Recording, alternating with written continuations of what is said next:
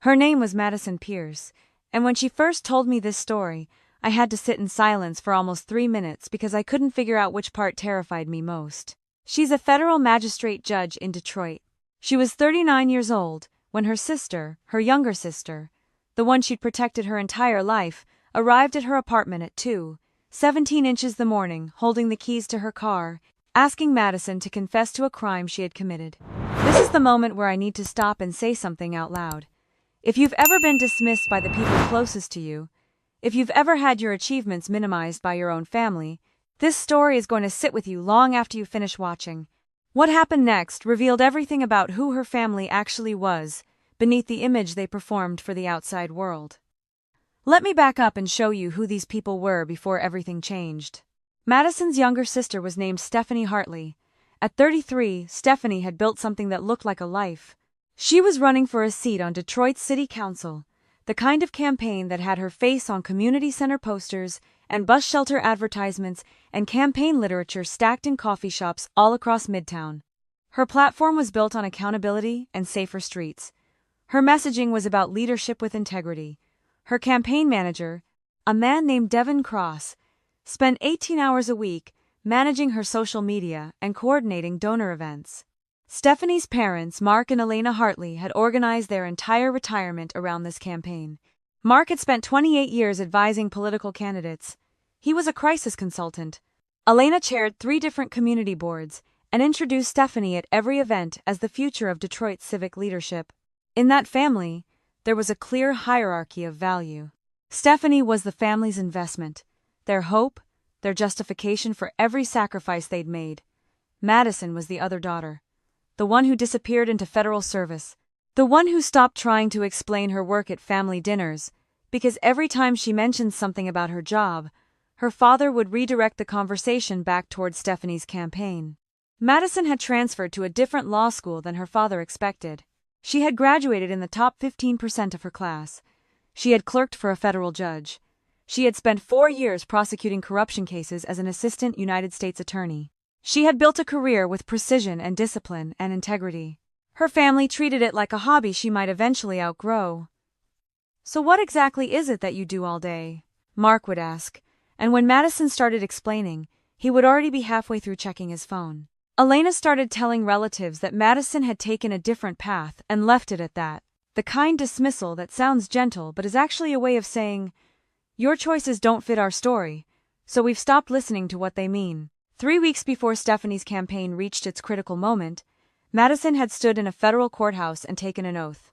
The oath went like this: "I do solemnly swear that I will administer justice without fear, favor, or affection, and without respect to persons." She placed her hand on the Bible. The chief judge stood beside her. Her commission was signed. She was appointed to serve as a federal magistrate judge. She didn't call her family immediately because she already knew how they would respond.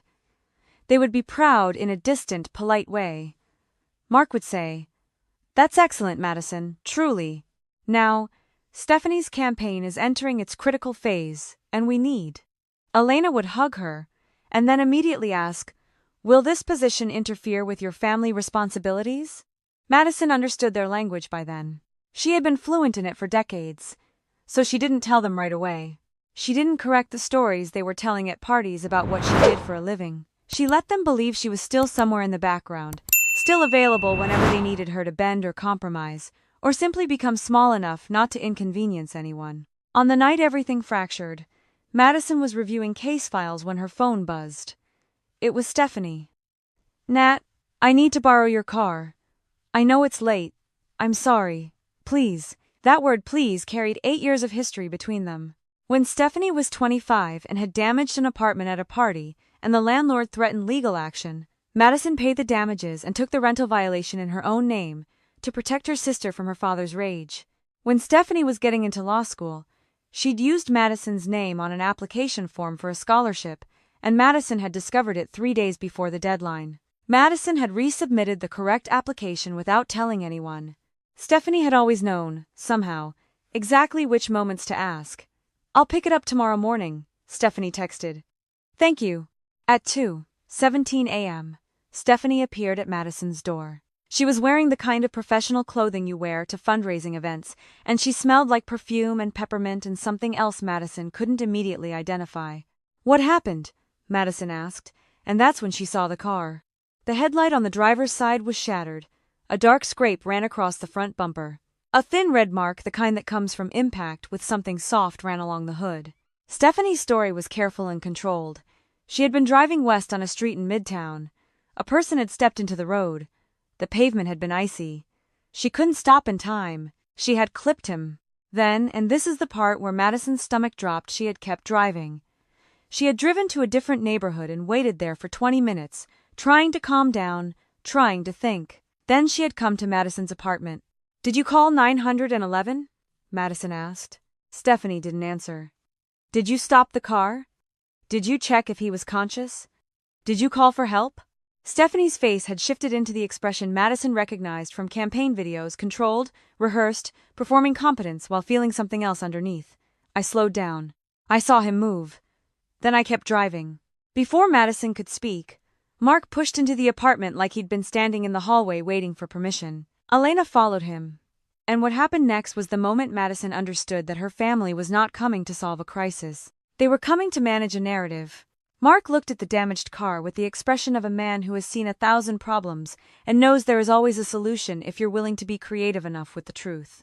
"The SUV is registered to you," he said. "That gives us a simple path. You say you were driving. We hire an attorney and describe it as an accident caused by poor visibility and icy conditions. Regrettable but not criminal. A story about bad luck, not bad choices." Madison stared at her father. She was looking at a man she had known her entire life, but she had never quite seen him before. Not like this. Not in the moment where he was actively choosing to suggest that his daughter commit multiple felonies to protect his investment in his other daughter's political career. She did not speak immediately, because she needed to understand what she was hearing. "You have already prepared a story," Madison said quietly. "You walked into my home and within 90 seconds of learning that Stephanie struck someone, you had already constructed a version of events where I confessed to a crime I did not commit." Mark's response was calm. It had the texture of a man discussing a business problem, not a human being in genuine crisis. "Your sister has a campaign that matters to this community. You have." "What? A government job that no one understands?" "This is simple math. One of you has visibility, connections, a future that will be damaged by scrutiny. The other has." He paused. He didn't even try to finish the sentence. The message was clear. The other one has nothing worth protecting. Elena stepped closer to Madison, and her voice carried the specific tone of a woman whose primary concern is not justice or truth or the physical safety of the person Stephanie had struck. Her primary concern was being overheard. "Keep your voice down. The neighbors don't need to hear this conversation. This is a family matter." Madison heard what her mother was actually saying. "This is an image management problem. The worst possible outcome is not that someone was injured. The worst possible outcome is that people know about it." Stephanie remained silent through most of this conversation, and that silence said everything about what Mark and Elena had told her on the drive over. They had told her it would be simple. They had told her that Madison's life was the acceptable sacrifice. They had told her that Madison would understand, because Stephanie was always the one who had mattered more. It had worked before, hadn't it? 8 years of covering for Stephanie's mistakes. 8 years of stepping sideways into consequences that didn't belong to her. 8 years of teaching Stephanie that other people's lives could be bent around her needs if you just knew how to ask for it. Madison's phone vibrated on the side table where she'd left it.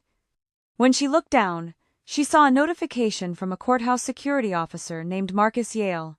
The message read, "Automated collision alert received from your registered vehicle at 1:41 a.m. Are you safe?" Marcus had installed a security system in Madison's car 3 years earlier, after a defendant in one of her cases had photographed her building.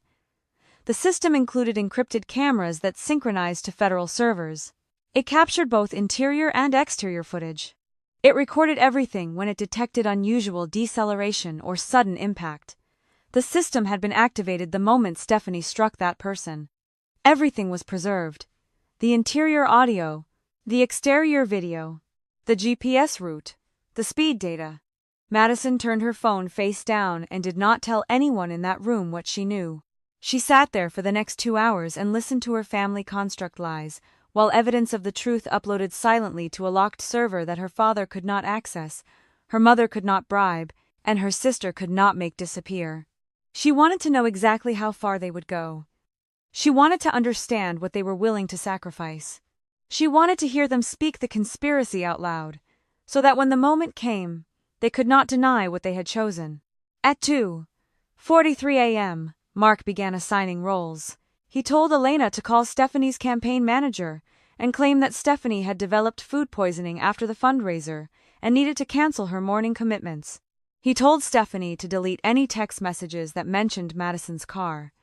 Then he asked for Madison's phone so they could review what information she had shared with anyone else. Madison said no. Mark's jaw tightened. "We need to know what information is already out there." Madison said, "You want to conceal evidence." Mark stood. "Do not use courtroom language with me." There it was, the moment where Mark revealed something true about himself. He had spent decades dismissing Madison's career as paperwork and bureaucracy. Federal work, that was, in his estimation, meaningless compared to real-world problem-solving. And now, in the moment where his own daughter was suggesting she commit what constituted evidence tampering and obstruction, he was offended that Madison would use the language of law to describe what he was asking her to do. The language was real. The law was real. His discomfort with that reality did not make either one less true. Elena stepped closer to Madison. She spoke quietly, the way she spoke to Stephanie's campaign volunteers when she was explaining how to frame a story to be more relatable. Say you were tired. Say you thought you hit a pothole or a trash container. Say you didn't realize you'd actually struck a person. Tell them you panicked and drove home. It sounds believable. Madison met her mother's eyes. To whom does it sound believable? Elena didn't answer. Stephanie did. To normal people. And that's when something crystallized for Madison. That's when she understood that her family did not actually see her as equal. They had never seen her as fully real in the way they understood Stephanie to be real. She was the dispensable sister. She was the one whose life could be offered up because, in their minds, she was not really living anyway.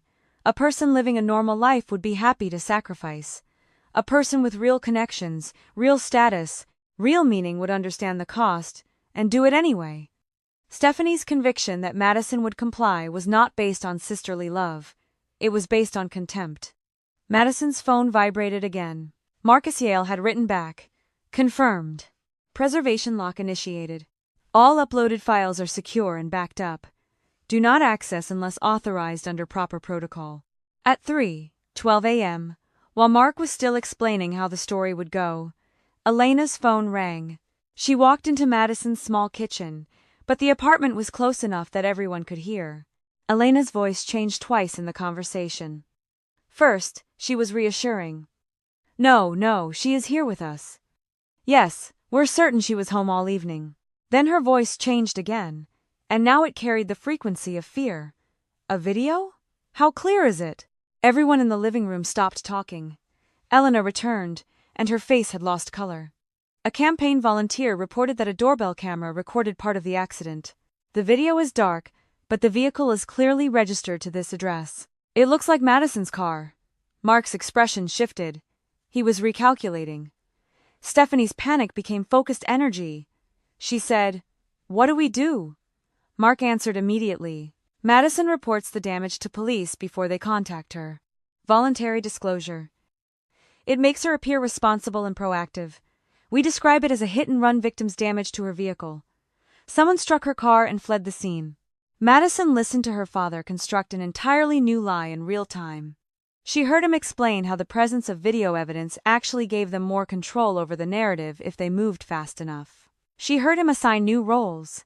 But there was a problem with his new story, and it was a problem her father had not considered. Stephanie had made a small mistake when describing what happened.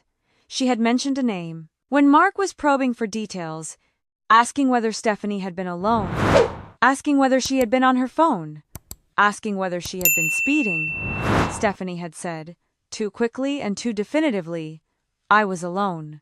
Then, when the doorbell camera information arrived, and Mark was working through the timeline, Stephanie had let something slip.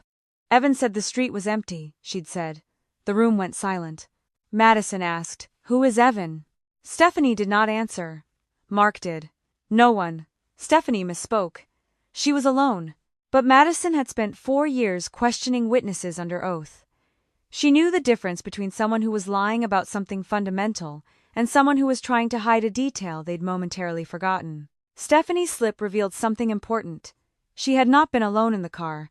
Someone had been with her.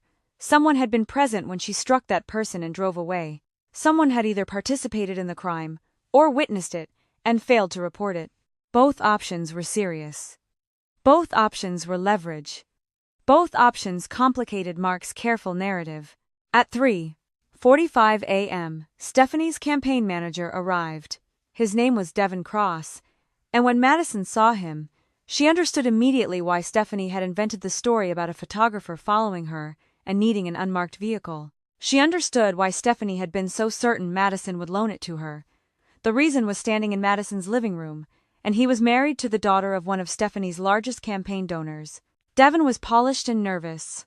A red mark crossed his forehead, the kind of mark that comes from impact with a seatbelt. His hands trembled when he removed his gloves.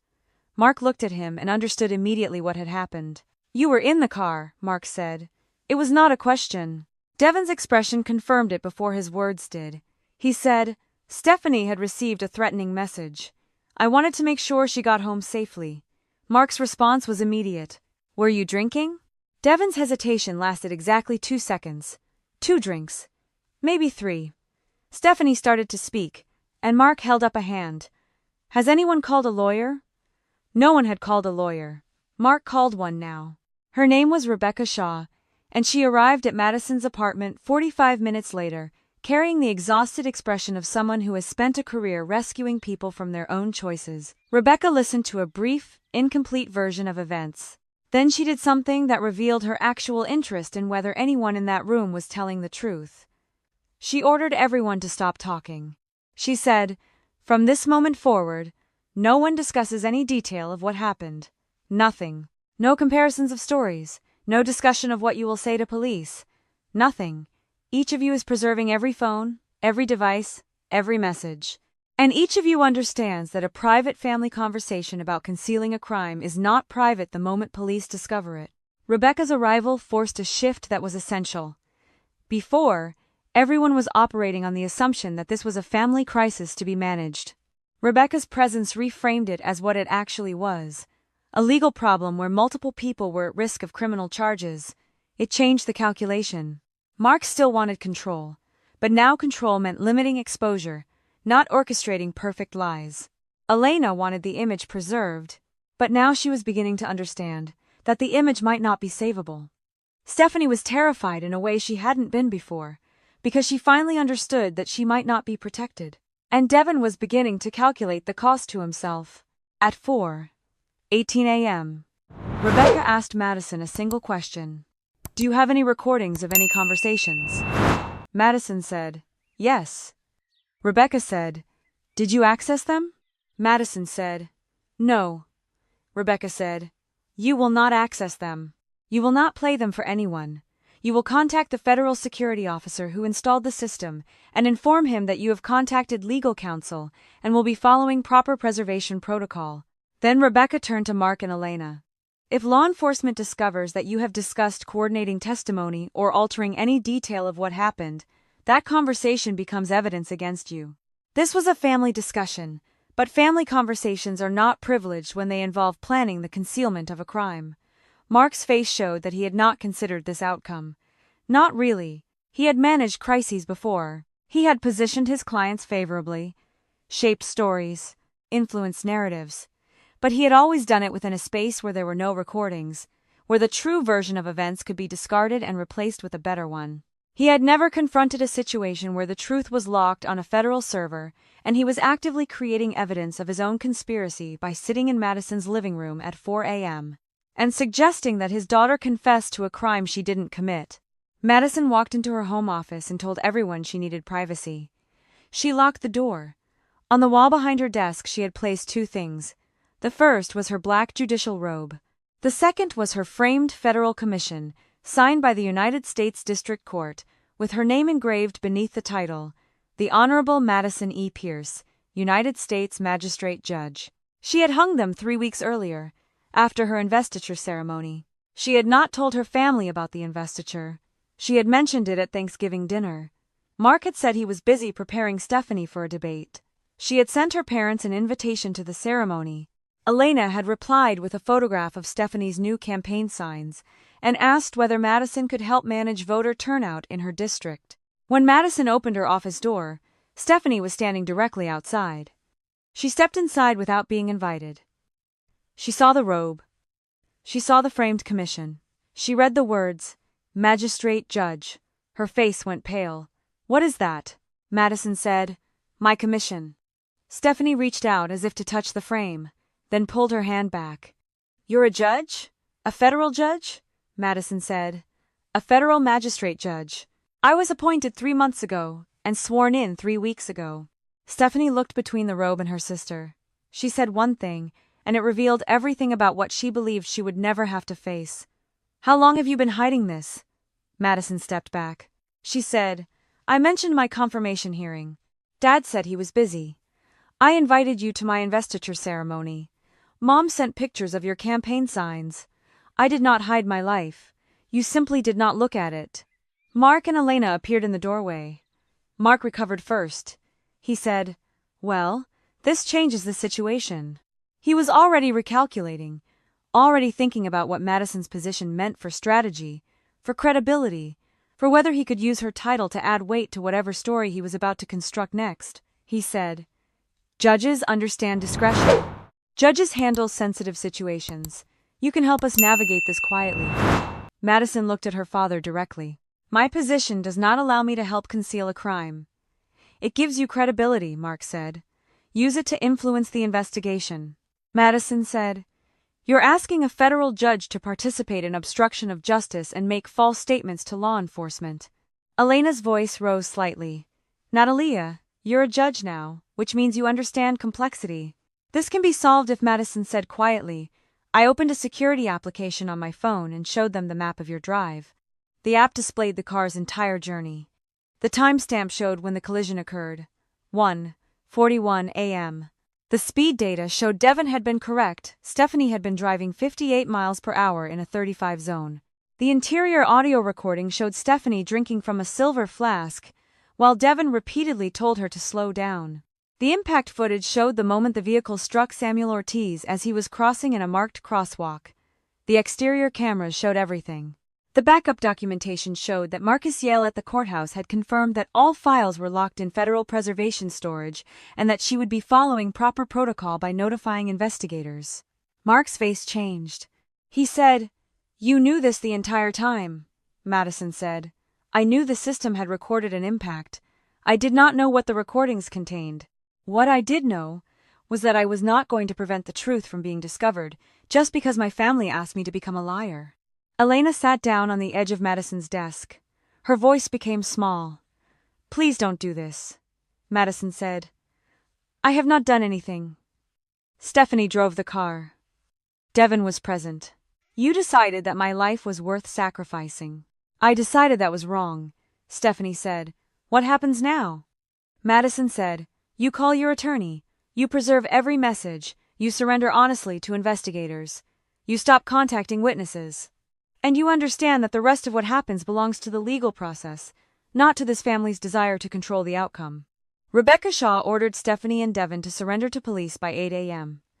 Before that happened, police arrived at Mark and Elena's home with information that reframed everything. They had located the injured man. His name was Samuel Ortiz. He was 61 years old. He worked as a maintenance supervisor. He had been walking home from work when icy road conditions had caused the bus he'd been riding to cancel its evening route. He had a fractured left leg, broken ribs, and a concussion. Doctors said he would recover, but they could not yet determine whether the trauma to his head would cause lasting neurological effects. His family was waiting at the hospital. His daughter had called police to ask whether they had found the vehicle that struck him. His son had posted on social media asking for witnesses. While his family waited for any information, any hope of recovery, any news about whether the person who hit him would ever be found while his family was doing that, Madison's family was still discussing polling numbers and how to manage the damage to Stephanie's political viability. That's when whatever remained of uncertainty in Madison simply disappeared. She was clear about what she would do. She would not protect her family from the consequences of what they had chosen. She would not negotiate about the recordings. She would not consider the impact on her parents' reputation, or her sister's campaign, or Devon's employment. She would not allow the worst possible outcome, the outcome where a man was struck and abandoned, and no one answered, for it to be simplified into a PR problem. When Stephanie and Devon arrived at police headquarters with Rebecca, they were separated immediately. Detective Lena Alvarez interviewed Madison in a separate room. Madison identified herself, disclosed her position, and specifically requested that she not receive any professional courtesy. She explained why Stephanie borrowed the car. She explained what Stephanie had asked her to do. She explained what her parents had suggested. She provided the contact information for Marcus Yale and the preservation server. She gave her phone with the security footage displayed. She submitted every message between her and her family from that night. She cooperated completely. When Detective Alvarez asked, "Did you know she'd been drinking?" Madison said, "No."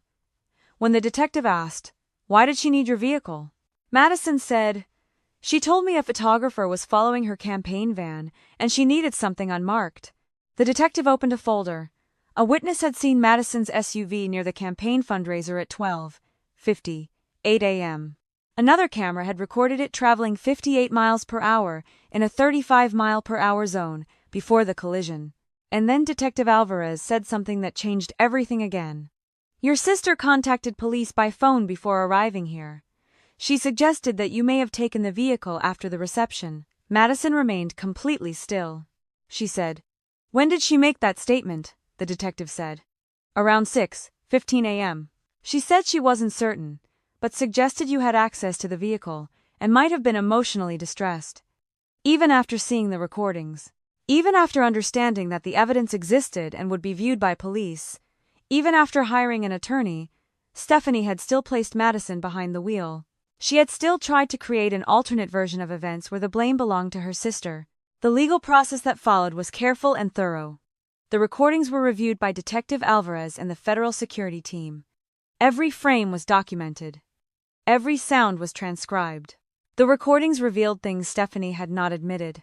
They showed Devon telling her repeatedly to pull over and call an ambulance. They showed Stephanie reading campaign messages while driving. They showed her driving into a parking garage, where she examined the vehicle damage with Devon, and then pulling her phone and calling her father through the car's hands-free system. Her voice was shaking. Her first words were, "I hit someone. What do I do?" And Mark's response was recorded for posterity. "You drive to Madison's apartment immediately. The vehicle is registered in her name. Natalia has no visible career to protect. If we move quickly, we can contain all of this around her identity." That conversation was evidence. Every word of it. The fact that Mark had told his daughter to drive to Madison's apartment was evidence of conspiracy. The fact that he had specified that Madison's lack of career made her a better shield was evidence of his calculation and his contempt. The fact that he followed up 20 minutes later by telling Stephanie not to use her personal phone was evidence of consciousness of guilt.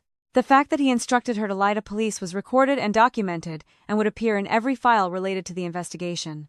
Warrants were served for devices. Mark argued that his phone call with Stephanie was privileged family communication. Detective Alvarez explained to him that no such privilege existed when the communication concerned planning the concealment of a crime. Officers collected Mark's phone. They collected Elena's tablet. They collected Stephanie's campaign laptop. They collected Devon's work device. Evan had already surrendered his personal phone voluntarily. When Stephanie learned that Devon was cooperating with investigators and had offered to provide a full account of what happened, she called him a traitor. Madison reminded her sister, "He told you to stop the car. He told you to call an ambulance. He is cooperating because you refused to listen to him, and you're now blaming him for not forcing your hand." The confession Stephanie gave to police was detailed and damning. She admitted she was driving. She admitted she was intoxicated. She admitted she had been speeding. She admitted that she had struck Samuel Ortiz in a marked crosswalk. She admitted that she had heard Devon tell her to stop and call for help. She admitted that she had pulled over in a parking garage, examined the damage, and then driven away. She admitted that she had called her father. She admitted that she understood what her father was suggesting. And then she had done something critical. She had named her father as the architect of the plan to blame Madison. She had said, in the presence of her attorney and the investigators, "He told me to drive to Madison's apartment because she had nothing to lose." Madison was reassigned from her cases temporarily. The Courthouse Ethics Council required that she maintain distance from any matter that could appear to be influenced by her family's involvement. She had committed no wrongdoing. She had done everything correctly. But transparency required that she step back and allow the investigation to proceed without any appearance that her position could influence outcomes. It was difficult. It felt like punishment even though it wasn't. It felt like she was being pushed aside just as her family had always pushed her aside. Rebecca Shaw explained to her, "You are being protected, not punished. The appearance of impartiality matters as much as actual impartiality. You are honoring that principle by stepping back." At 5:47 p.m., Detective Alvarez returned with an update. "Your sister admitted she was driving. She admitted leaving the scene of an accident involving serious injury. She admitted making false statements to police. Your father told her to identify you as the driver. He developed the plan, but she still chose to follow it." Madison asked about Samuel. The detective said, "He regained consciousness this afternoon. He's in stable condition. His doctors are cautiously optimistic." Relief hit Madison so hard that she had to grip the edge of the table. She said, "His family has requested privacy." The detective said, "They have. There's one more thing. Your sister claims you installed the hidden cameras to monitor her." Madison said, "That's false. Judicial Security installed them after a threat assessment. The records predate any of her involvement with the vehicle." The detective said, "We've confirmed all of that." What Stephanie was doing, even in confession, was trying to make the evidence appear corrupted. She was trying to create doubt about the recordings by suggesting they were installed for some personal purpose. She was trying, even at the moment of accountability, to reshape the narrative. She still could not accept that the truth belonged to itself and not to her. When Madison's family appeared on television news programs over the following days, the narrative had already shifted beyond their control. Stephanie's campaign announced a suspension due to a serious personal matter. Devon's attorney confirmed he had been a passenger and had urged the driver to stop. The story was no longer containable within the architecture of spin and image management that Mark had tried to construct. Reporters gathered outside the family's home. News outlets began calling for comment from Judicial Security. The federal court system was mentioned. Stephanie's entire political future collapsed not because of one tragic accident, but because the recordings exposed every choice she made afterward. Not because she hit someone. Because she drove away. Not because she was afraid. Because she lied. Not because the system was complicated. Because she made it complicated by choosing a lie over accountability. Mark was eventually charged with obstruction and making false statements. His professional licenses faced suspension. His client list dwindled. Former clients ended their relationships with him. His professional association suspended his membership indefinitely. Elena resigned from 2 community boards. She was not charged with crimes, but she was removed from every position of public trust she had held. She was not a criminal, but she was no longer someone those organizations considered trustworthy. Stephanie entered a plea agreement that included incarceration, probation, restitution to Samuel, community service, and a long-term driving restriction. Devon entered a cooperation agreement. He lost his campaign position. He faced his own consequences. But unlike Stephanie, he did not spend months trying to blame Madison for his circumstances. Samuel Ortiz spent 6 weeks in rehabilitation. He recovered most, though not all, of his physical function. His daughter later gave a statement, thanking the witnesses and investigators who had preserved the truth. She did not mention Madison, and Madison was grateful for that. The story did not need to celebrate a judge for following basic ethical duties. It needed to remember a man whose life had been struck by a vehicle and abandoned in the street, and whose family fought for accountability without knowing whether they would get it. 6 months later, when Madison was cleared to return to the bench and the ethics review was complete, she thought about something her father had said. He had called her actions cruel. He had called them cold. He had said she was destroying her sister for the sake of principle. But here's what I need you to understand, because this is the part that reveals everything. Madison had not destroyed her sister. Stephanie had destroyed her own future the moment she continued driving. Every choice after that, every lie, Every attempt to blame Madison, every moment of refusing accountability, those choices belonged to Stephanie. Madison simply refused to participate in the destruction by allowing herself to be used as a shield. Stephanie wrote to her sister 3 months after the accident. The letter was long and detailed. She acknowledged the campaign pressure, the family hierarchy, the fear that had shaped her choices. But there was something else in that letter, something more important than any apology could be. She admitted that when she discovered Madison was a federal judge, her first response was not pride or relief that her sister had succeeded. Her first response was anger. Anger that Madison had built a life beyond the family's control. Anger that Madison had achieved something significant without needing anyone's permission or approval.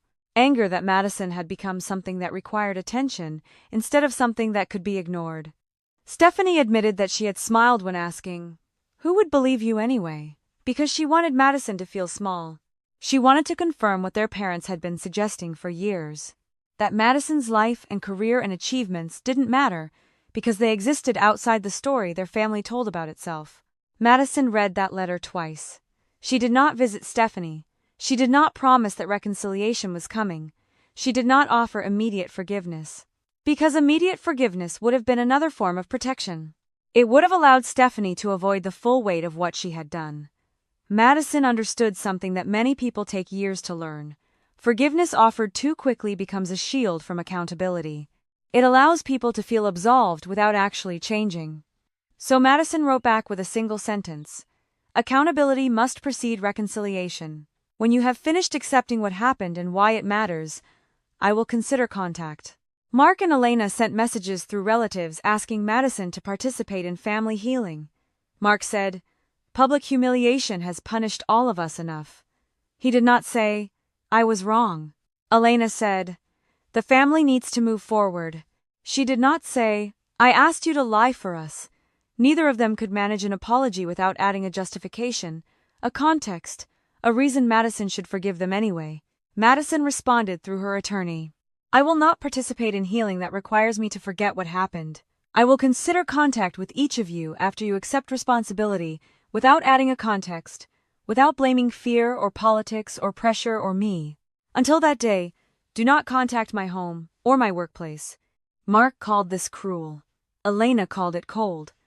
Madison understood what she was actually doing. She was establishing boundaries. Boundaries are not cruelty. Boundaries are knowledge. They reveal where compassion ends and self-destruction begins. For most of her life, Madison had confused endurance with loyalty. She had believed that being the stronger sister meant absorbing insults without objection, solving crises without complaint, and asking for nothing in return. Each time she had protected Stephanie from consequences, she had told herself that she was saving their relationship. In reality, she had been helping to create a family dynamic where one person's future always mattered more than the other's boundaries. Here is what Madison finally understood. When a family asks one person to surrender their dignity, their freedom, their truth, so another person can escape consequences, that is not unity. That is exploitation dressed up as loyalty and called family. That is the moment when you have to decide whether you are going to participate in your own erasure. Madison decided she wouldn't. She decided her life mattered. She decided her conscience was not up for negotiation. She decided that loving her family did not require helping them transform harm into a narrative that could be shaped and managed and made to disappear. When Madison returned to the bench, she did something that surprised people who knew her. She moved her judicial robe and commission from her private office into the entry of her new home. Not because she needed visitors to be impressed by her achievement, but because, for too many years, she had hidden accomplishments to protect other people's comfort. She had tucked away evidence of her own success to avoid threatening the hierarchy her parents had established. Modesty should never require self-erasure. Modesty should never mean disappearing. I want to ask you something, and I want you to sit with this for a moment. If you were in Madison's position, would you have done the same thing? Would you have protected your sister? Would you have protected yourself? Or would you have protected the truth and let everyone else face what they had actually chosen? And what price would you have been willing to pay? Would you have been willing to sacrifice your relationship with your parents? Would you have been willing to become the villain in their story? Would you have been willing to lose the approval you had spent your entire life waiting to receive, knowing it might never come? These are not easy questions. They are the questions that matter. This story teaches something that schools never teach, and families rarely speak out loud. Loyalty is not about sacrifice. Loyalty is about boundaries. Real loyalty means protecting someone from harm, not helping them escape accountability for causing harm. Real loyalty means being honest even when dishonesty would be easier. Real loyalty means standing beside someone in their struggle while refusing to participate in their evasion. The mistake most people make is confusing protection with loyalty. They think protecting someone means absorbing their consequences. What protection actually means is refusing to allow their harm to become your harm as well. Madison's father had told her that her refusal to help made her heartless. Her mother had called her cruel. Her sister had called her a traitor. But here's what I know from watching this unfold. Madison was the only person in that family who actually loved Stephanie enough to let her face what she had done. She loved her family enough to refuse to become complicit in their harm. That's a kind of love that people don't talk about. It's uncomfortable. It feels cold when it's happening. But it is the only love that actually changes people, and it is the only loyalty that actually builds trust.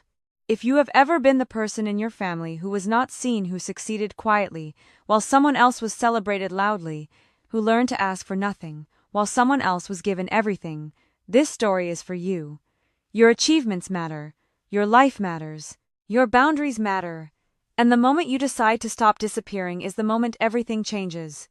I hope you subscribe to this channel because we have more stories about ordinary people who chose extraordinary integrity in moments when it would have been so much easier to lie. Tell me in the comments, do you think Madison made the right choice? What would you have done? Where are you watching from, and what time is it there? I want to see how far this story travels. Thank you for watching.